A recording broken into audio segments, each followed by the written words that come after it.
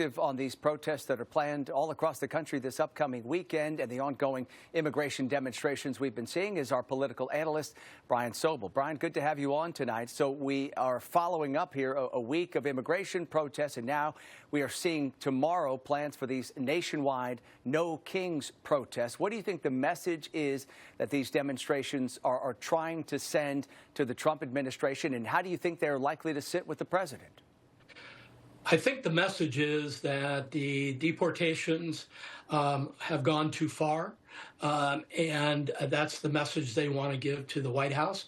The counter is Donald Trump was elected by a majority of the American people, with immigration, illegal immigration, being the #1 issue. So if anybody's surprised about Donald Trump and what is going on right now, then they weren't paying attention during the presidential election, because Donald Trump is doing exactly what he said he would do as he was running for office.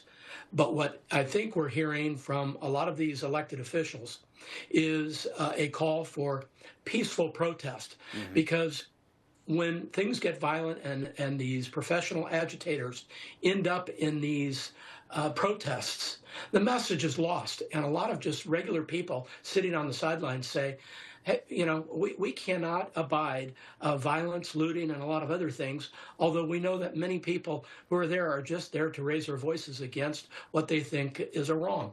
Yeah, as we heard from a number of Democratic politicians, especially here in the West, they're saying essentially, don't take the bait, because if you do have violence, if you have vandalism and looting, it takes away from that message. Now, let me ask you, Brian, here, because what we're seeing is these demonstrations that will be happening in cities across the country, what are called the No Kings protests, and obviously they're meant to portray the president as an authoritarian, while at the same time, we are going to have this military parade being held in Washington, D.C. Do you think about the optics of this parade, having tanks rolling through the streets of the nation's Capitol Hill, as protests are playing out in cities across the country?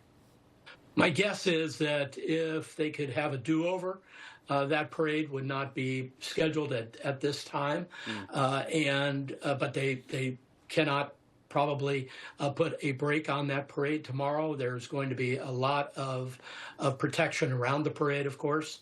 But Donald Trump has a lot of things going on right now. The parade, certainly his birthday, which is a sidebar to all of this, but what's going on in the Middle East right now, in cities around the country.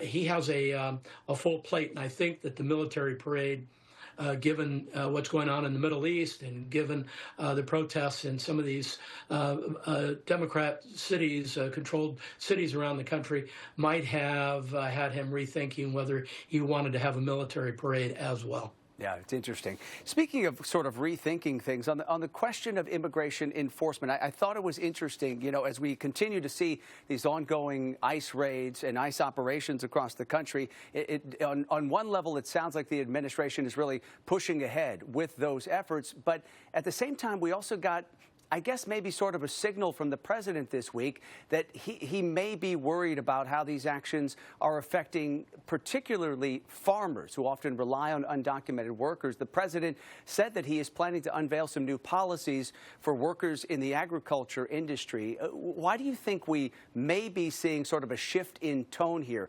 what looks to be kind of a softening in the stance from the president? Well, excellent perspective and question, Alex. The president is, I believe, taking a look at what is going on with crop workers in the United States. In a period between 2020 and 2022, the Agriculture Department came up with the percentage of those that did not have legal documentation to be in the country, and it was over 40%. And so Donald Trump has to take a hard look at who is working and helping to produce and bring in crops of all types in the United States. And I think what he is talking about unveiling, if I'm reading the signals, is a program like we've had in the past, where maybe seasonal workers can come in and work and go home. We have no idea what he has on his mind, but I know he's been receiving lots of pressure from members of Congress and people in farming states in particular saying, hey, we will not have enough workers to produce all of the crops and the fruits and vegetables that people expect if we don't have workers to bring them in. Yeah, it certainly sounds like he's getting some input here, and the president potentially kind of recalibrating his position here in real time. All right, we appreciate the analysis. Great to have you on here on a Friday night. Our political analyst, Brian Sobel. Good to see you. My pleasure, Alex. Have a good evening. All right, you too.